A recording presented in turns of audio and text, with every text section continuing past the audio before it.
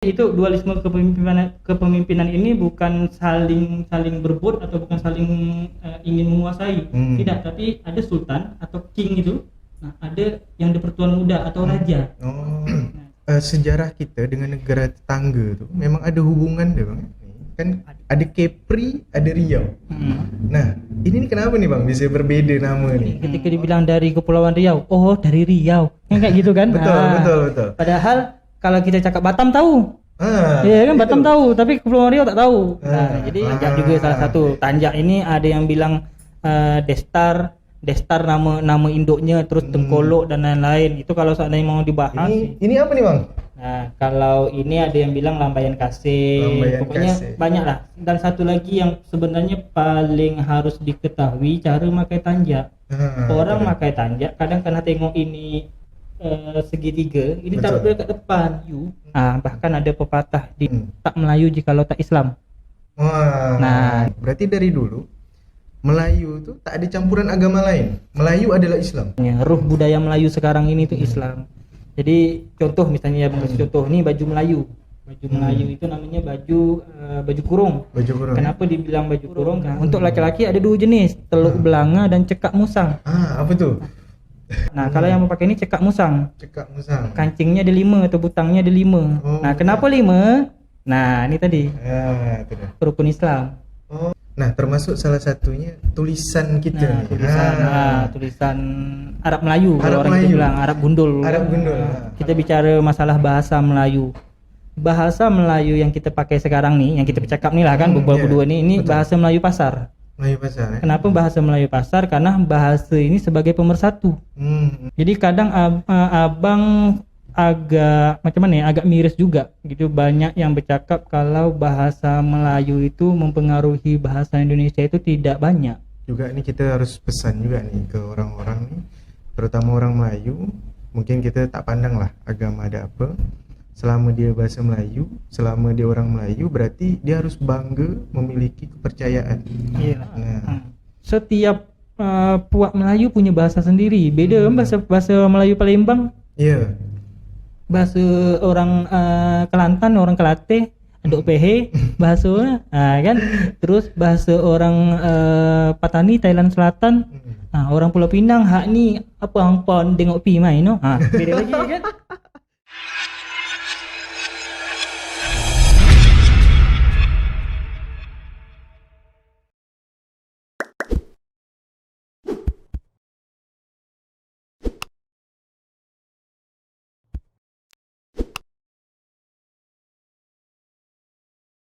Jadi ya mana yang baik diambil, mana yang buruk ditinggal. Kayak gitulah. Berarti kalau misalnya saya narik kesimpulan nih, misalnya berbangga dengan pakaian Melayu berarti berbangga dengan agama yang cuman itu tadi Melayunya, bajunya harusnya sesuai dengan langgam.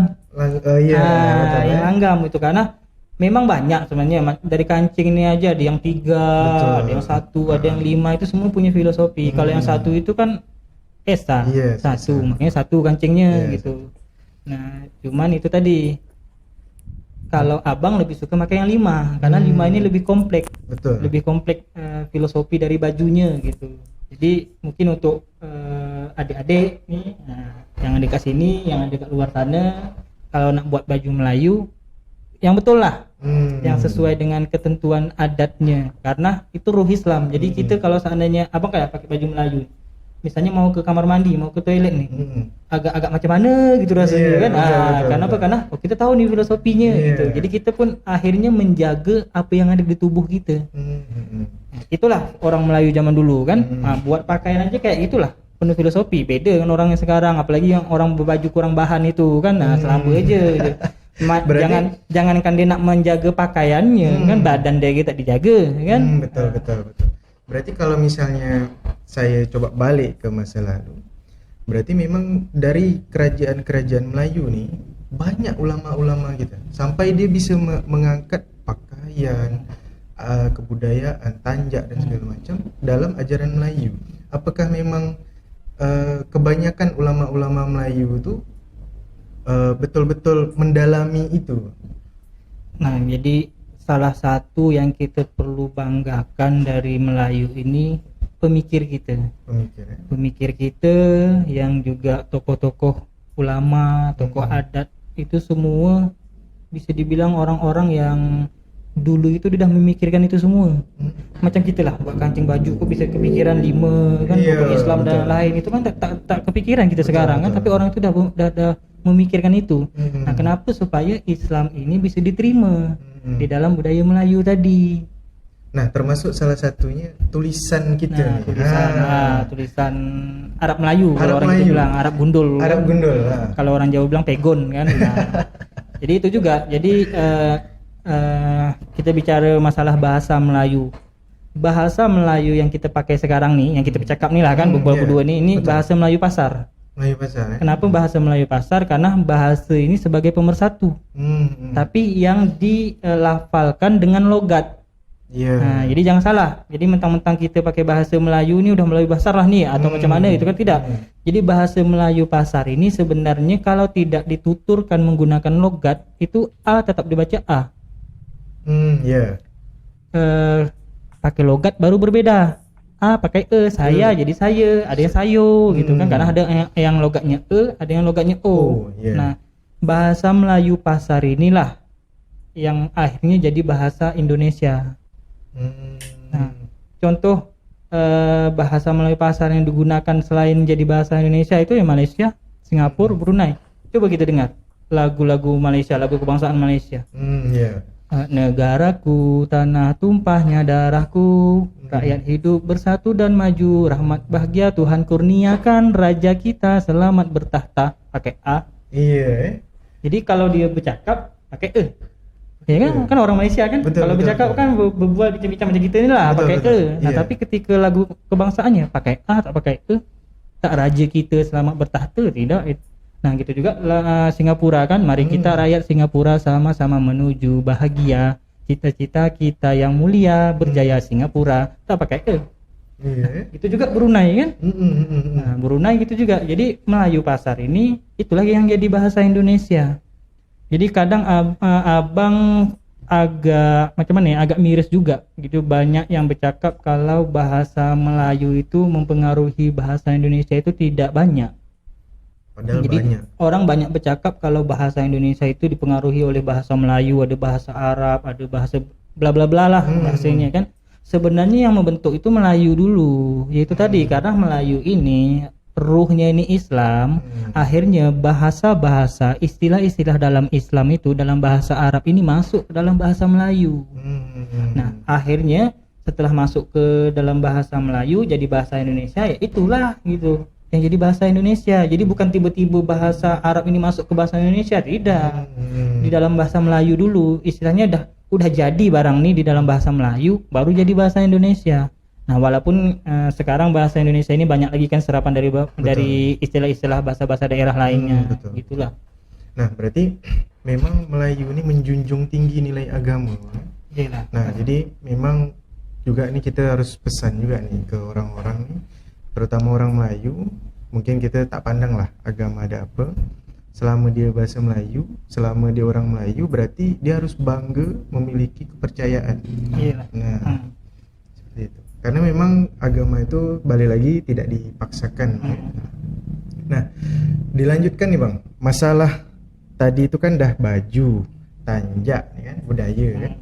Nah, kenapa justru di Karimun nih kita tak menggunakan tulisan-tulisan itu di tempat umum? Nah, inilah mungkin PR atau tugas kita bersama.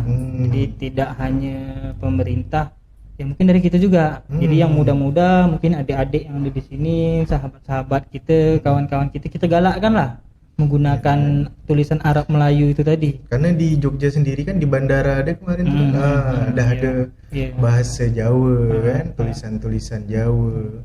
Nah, mungkin kita butuh bandara kita ada kan? Ada. Besar kan.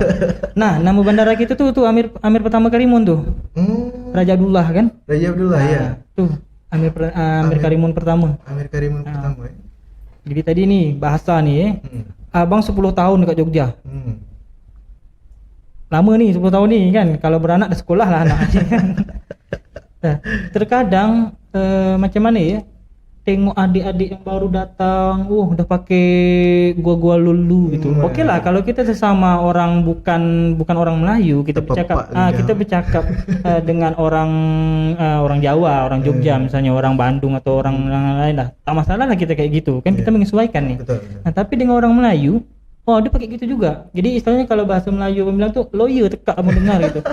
Nah, bahkan abang sering marah-marah nih di asrama. Mika nih orang Melayu, apalagi kalau di asrama Karimun. Kan tanyalah sama adik-adik yang kuliah di Karimun itu. Mika nih orang Karimun. Nah, dekat Karimun pakai pula bahasa tak Melayu gitu kan. Apalah salah pakai bahasa Melayu. Belacan belum masih makan kan. Nah, kebulur gitu. Gitu. Jadi kadang-kadang lucu. Kenapa? Karena kita bahasa Indonesia itu bahasa Melayu. Kita mengakui itu kan. Tapi kalau bahasa ibunya sendiri tidak dilestarikan, tidak dijaga, lama-lama hilang juga. Betul. Kenapa? Dah ada beberapa istilah nih yang kita tak tahu sekarang. Dah banyak. Nah, istilah meron. Orang bilang meron. Tahu tak? Bakar-bakar kan. Orang sekarang mungkin tak tahu apa. Kalau tanya paling bakar sampah gitu kan. Kona.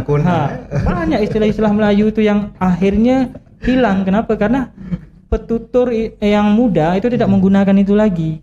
Jadi makanya selalu kita menggalakkan dalam diri kita, mungkin pribadi gitu, dengan kawan-kawan yang dekat dengan kita gitu, kita sampaikan ya udahlah, tak usah malu lah. Karena bahasa Melayu ini sebenarnya bahasa yang tinggi. Kenapa? Karena bisa mempersatukan Nusantara. Iya, betul. Bisa mempersatukan dari oleh Sabang, bahasa Melayu. Setiap puak Melayu punya bahasa sendiri. Beda bahasa Melayu Palembang. Iya. Bahasa orang Kelantan, orang Kelate, Andok PH, bahasa kan. Terus bahasa orang Patani, Thailand Selatan. Orang Pulau Pinang, hak ni apa hangpon tengok pi main no. Beda lagi kan. Tuh, ada jadi, dalam bahasa Melayu tuh. Semua bahasa atau ibu dari puak-puak Melayu ini punya bahasa sendiri yang mempersatukan dia. Bahasa Melayu kita ni lah bahasa Melayu pasar. Nah ini sedikit nih yang perlu juga nih, jangan sampai lupa. Bahasa Melayu pasar ini memang udah waktu itu dikenal lah di Nusantara kan sebagai bahasa penghubung.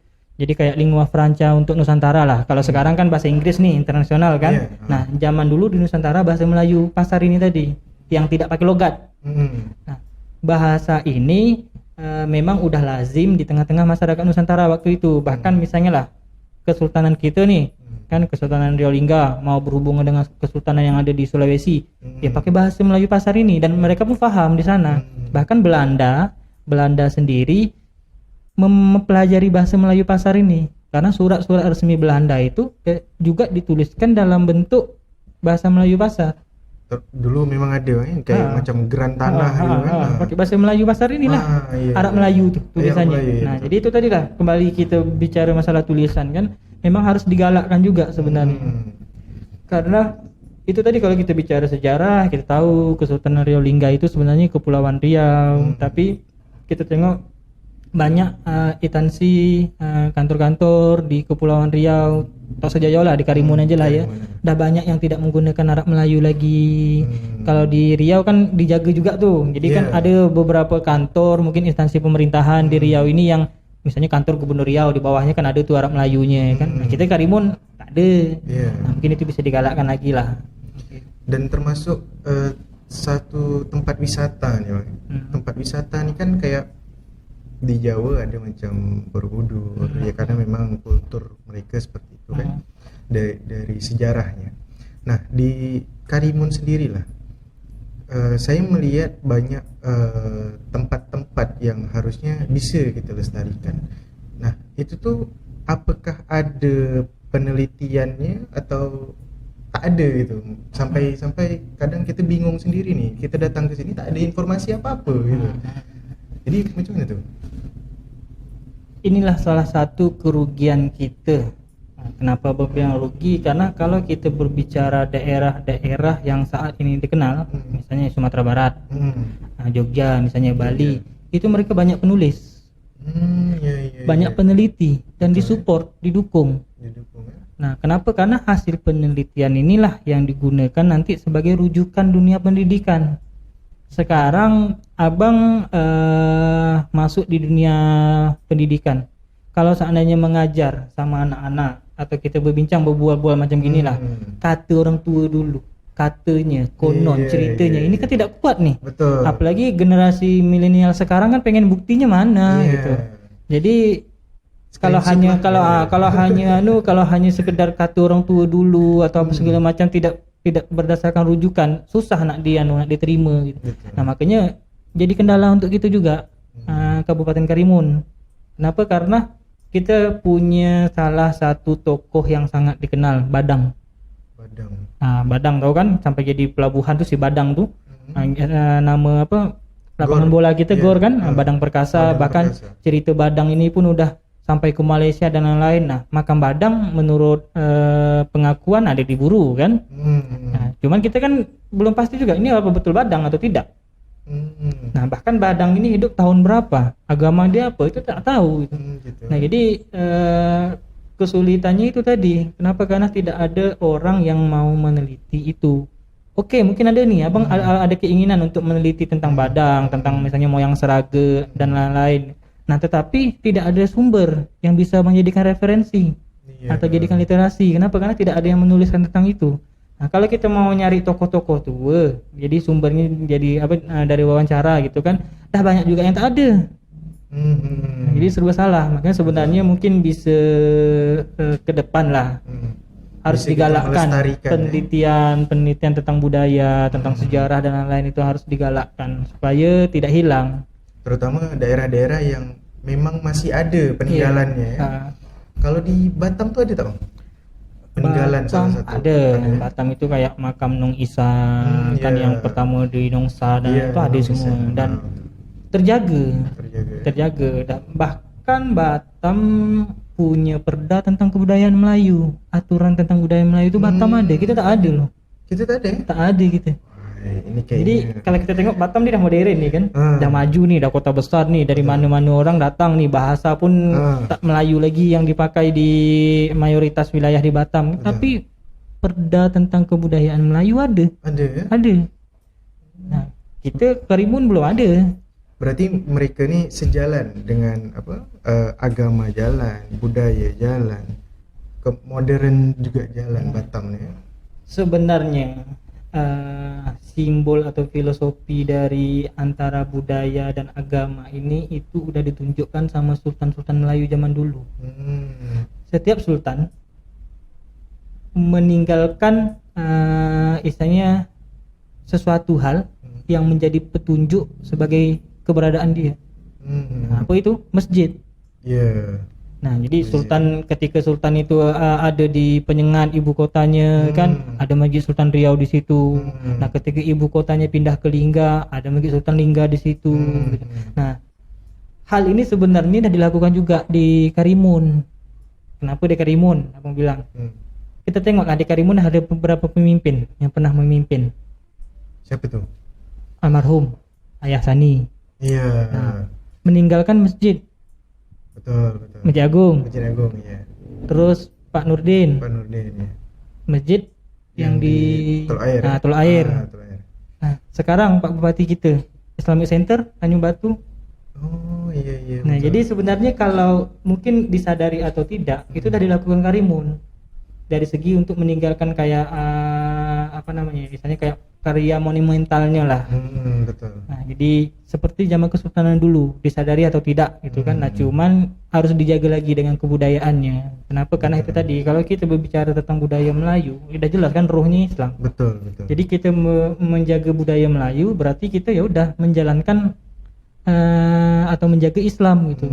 Termasuk syiar termasuk syiar juga gitu. Karena kayak tadi masalah kancing baju dan lain-lain, kalau tidak dijelaskan mungkin kan tidak tahu. Betul. Nah, ternyata kayak gitu. Berarti kalau aku pakai baju Melayu, aku menjaga baju Melayu, ya udah aku nih bersyiar. Nah, nanti ketika orang tanya kan aku jelaskan. Nah, ini ke syiar nih kan, kayak tadi nih kan. Iya, betul. Nah, ketika Rizky nanya sama abang jelaskan. Akhirnya kan abang menjelaskan syiar agama nih. Iya, betul. Kalau orang yang kritis mungkin dia pengen tahu nih, rukun Islam itu apa? Akan dipelajari dia betul-betul. Rukun iman itu apa dan lain-lain. Karena apa yang dia pakai, dia bawa, dia harus tahu. Iya. Itulah. Jadi semakin kita sering pakai baju Melayu, tapi kita sekarang cuma hari Jumat. Kalau di dalam aturan kemarin ini ada aturan dari kementerian juga kan. Iya. Jadi dulu itu baju Melayu dipakai full hari Jumat. Nah, karena olahraga hari Kamis. Jadi hari Kamis itu pakai baju batik pagi. Kalau dulu dulu itu pagi pakai baju olahraga, karena olahraga dulu, siang pakai baju batik. Hari Jumat itu pakai full baju Melayu. Nah, cuman karena ada perubahan, ada surat dari kementerian, akhirnya hari Kamis full pakai baju batik. Hari Jumat pagi pakai baju olahraga, siang baru pakai baju Melayu. Nah, tapi karena biasalah ya, tabiat orang Melayu juga kan. Betul. Dah pagi dia pakai baju olahraga, ya udahlah sampai sore lah. Sampai sore lah. Nah, sebenarnya malah ganti baju. Nah, sebenarnya ini juga harus dipertimbangkan, dipikirkan. Kenapa? Karena baju Melayu itu seminggu sekali. Iya. Nah, kalau seandainya pemerintahan sendiri tidak mengawasi, tidak istilahnya kayak menjaga khazanah Melayu ini tadi, baju Melayu ini tadi, ya macam mana yang lain gitu. Betul. Nah, terakhir nih Bang, kita masuk di terakhir nih, karena udah lumayan. Udah akhir aja ya, tak terasa kan? Iya. Berarti memang harus ada yang berikutnya. Iya, memang harus ada yang berikutnya nih. Mudah-mudahan lah kita bisa mengundang orang-orang yang lain yang bisa memberikan informasi yang bermanfaat juga, termasuk untuk budaya, untuk agama, dan untuk negara kita lah terutama. Nah, terakhir nih, ada tak pahlawan dari Kepulauan Riau yang diakui secara nasional, dan ibarat kata apa peninggalan beliau? Pahlawan nasional. Kita berbicara Indonesia sekarang. Betul. Ya, dari Kepulauan Riau. Yang diakui itu pertama ada Raja Haji Fisabilillah. Nah, kalau ditanya apa yang dibuat Raja Haji Fisabilillah ini sampai jadi pahlawan nasional, karena perang, dia berhasil menundukkan Portugis waktu itu di Selat Melaka. Nah, dan Raja Haji Fisabilillah waktu itu kan ya sebagai yang di Pertuan Muda Kesultanan. Betul. Nah, makanya jadi tak putus sejarah itu gitu kan. Nah, terus Raja Ali Haji. Nah, sebagai salah satu penyair, bahkan kamus pertama yang menjadi rujukan Belanda untuk membuat kamus bahasa waktu itu, dan akhirnya juga jadi rujukan negara kita Indonesia, itu kitab pengetahuan bahasanya Raja Ali Haji. Nah, itu tak tahu kan, itu kan. Nah, jadi itulah orang tahu kalau sebagian orang lah ya, mungkin banyak juga yang paham kalau Raja Ali Haji ini hanya buat Gurindam 12, sebenarnya tidak banyak. Banyak. Jadi yang kitab pengetahuan bahasa, pokoknya banyak karya-karyanya. Cuman yang sangat tersohor itu kan Gurindam 12. Betul. Gitu. Nah, jadi Raja Ali Haji juga udah jadi pahlawan nasional. Nah, sama satu lagi itu Sultan Mahmud Riyad Shah. Nah, itu juga kan belum lama, beberapa tahun kebelakangan inilah kan sempat dijadikan pahlawan nasional juga gitu. Ya, yang namanya pemimpin, apapun yang dilakukan pemimpin pasti tujuannya kan untuk masyarakat. Walaupun ada kendala, mungkin ada kesilapan yang tidak diketahui. Jadi ya, kalau abang bilang sebenarnya Sultan itu jadikan aja semua pahlawan gitu. Karena kalau tak ada dia zaman dulu, mungkin kita sekarang ini tak tahulah macam mana kan. Betul. Nah, jadi itulah sederetan pahlawan yang ada di Kepulauan Riau. Sebenarnya ada lagi, banyak lagi. Kayak salah satu tokoh. Nah, kalau kita bicara masalah tokoh emansipasi wanita nih, Raden Ajeng Kartini. Kepulauan Riau punya. Kepulauan punya itu. Kalau seandainya mau tahu, nanti kita bisa bahas. Wah, itu tuh. Nah, jadi jangan salah. Jadi makanya abang selalu bilang, ketika orang memperingati Hari Kartini, abang selalu biasanya bikin tulisan, itu Kepulauan Riau ada loh. Nah, kenapa tidak kita galakkan gitu loh? Bahkan hal yang dibuat ini besar gitu. Nah, kita tahu kan RA Kartini diangkat karena kan pikirannya, ide-idenya yang dituliskan di dalam buku, dan ternyata dia ini udah maju pemikirannya. Nah, tapi maaf cakap belum berbuat kan? Betul. Nah, sementara kalau kita bicara di era lain, ada Rohana Kudus di Sumatera Barat, terus Dewi Sartika, bahkan Laksamana Malahayati ini berperang loh, Cut Nyadin berperang pakai senjata, pakai apa. Tapi yang dianggap sebagai tokoh emansipasi wanita ini hanya yang berpikir dan buat buku. Nah, jadi ya mungkin nantilah ada kesempatan lain kita membahas itu juga. Masya Allah. Terima kasih Bang waktunya. Sama-sama. Terima kasih seluruh ilmunya, informasi yang betul-betul bermanfaat nih. Bukan hanya untuk saya tapi untuk penonton semuanya. Semuanya. Oke, terima kasih. Assalamualaikum warahmatullahi wabarakatuh. Waalaikumsalam warahmatullahi wabarakatuh.